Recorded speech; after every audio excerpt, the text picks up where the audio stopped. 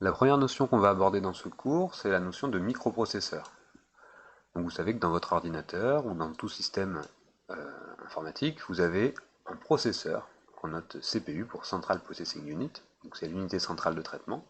C'est le composant principal de l'ordinateur ou du système informatique. Donc nous, dans notre microcontrôleur, on va regarder ce qu'on appelle le microprocesseur.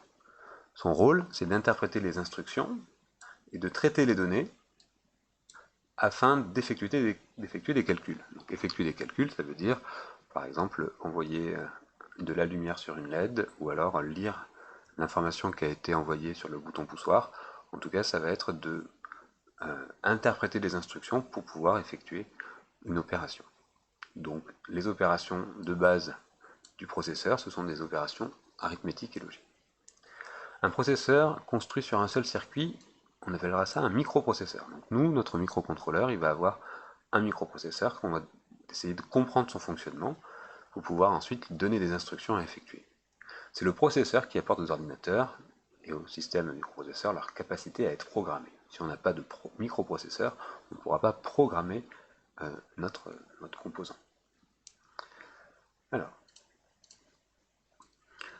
une notion importante, c'est la loi de Moore. La loi de Moore, elle dit que le nombre de transistors dans un composant, eh bien, elle évolue au fil du temps. Donc là, on a les années, et là, on a le nombre de transistors. Eh bien, le nombre de transistors évolue suivant une loi, la loi de Moore qui est en bleu, qui correspond à peu près doubler tous les 18 mois pour les processeurs Intel. Donc là, on a le nombre de transistors en 1971, on a le nombre en 80, etc. Donc Moore, il voit que cette évolution qui est une évolution technique, eh bien, elle suit quand même une croissance d'une droite. On va voir qu'est-ce qu'elle dit cette loi. C'est par ici. La complexité de l'intégration du nombre de transistors dans un seul processeur tend à suivre la loi de Moore, donc c'est une loi empirique, c'est juste une loi sur une observation du comportement de l'évolution des technologies. Il n'y a pas de règle officielle, c'est une observation de ce qui a été fait. Et donc Moore, il a dit que la densité de transistors sur un circuit intégré, elle va doubler tous les 2 ans. Donc sur un circuit intégré, double tous les 1,96 années. Donc tous les 2 ans, le nombre de transistors double.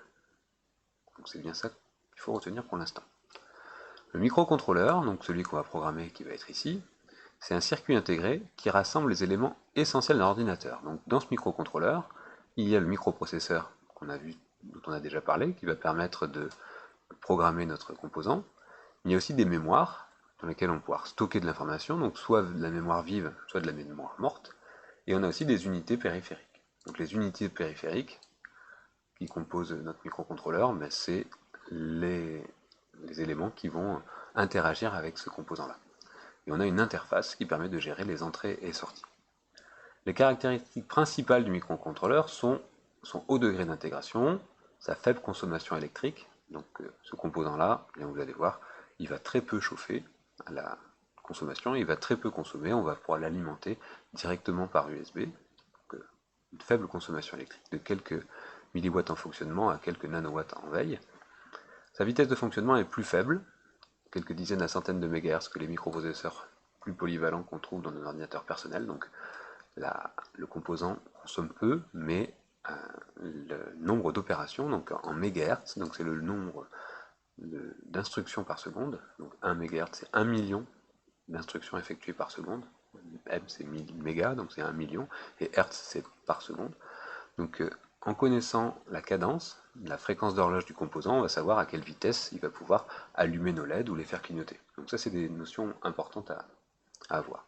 Le coût réduit permet d'avoir des microcontrôleurs dans à peu près tous les composants électroniques que vous avez chez vous. Dans votre machine à laver, dans votre micro-ondes, vous avez un microcontrôleur partout qui va pouvoir programmer le fonctionnement de votre matériel. Les microcontrôleurs ont permis de démocratiser l'usage de l'informatique dans un grand nombre de produits et de procédés. Comme je vous le disais, ils sont fréquemment utilisés dans les systèmes embarqués comme les contrôleurs de moteurs automobiles, les télécommandes, les appareils de bureau, l'électroménager, les jouets, la téléphonie mobile, etc. Dans tout le matériel électronique que vous avez chez vous, il y a un microcontrôleur qui a été programmé à la construction, c'est-à-dire qui a été programmé avant que vous l'achetiez, et puis vous l'utilisez une fois qu'il est programmé, mais nous on va apprendre à programmer celui-ci dans un but bien précis. Le microcontrôleur qu'on programmera en TP, donc c'est celui-là, c'est le microcontrôleur MC9S08QG4 de Freescale.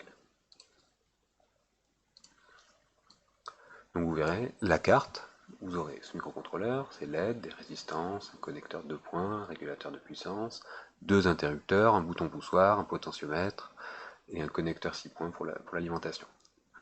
Au préalable à l'étude de l'organisation matérielle d'un système à microprocesseur, il est important de comprendre quel type d'information peut traiter ce microprocesseur. Donc là, on a vu ce qu'on va utiliser, on a vu que là-dedans, il y avait de la mémoire, un microprocesseur et des unités périphériques, qui va être en contact avec des entrées-sorties. Maintenant, il va falloir comprendre comment est stocké à l'intérieur de ce composant les informations, c'est-à-dire comment on fait pour stocker un nombre réel, un nombre entier. Vous allez dans un premier temps avoir des rappels de ce que vous avez déjà vu en SIN, mais ensuite on va aller un peu plus loin, on va voir comment on stocke par exemple les nombres réels. Ce sera dans la suite des vidéos.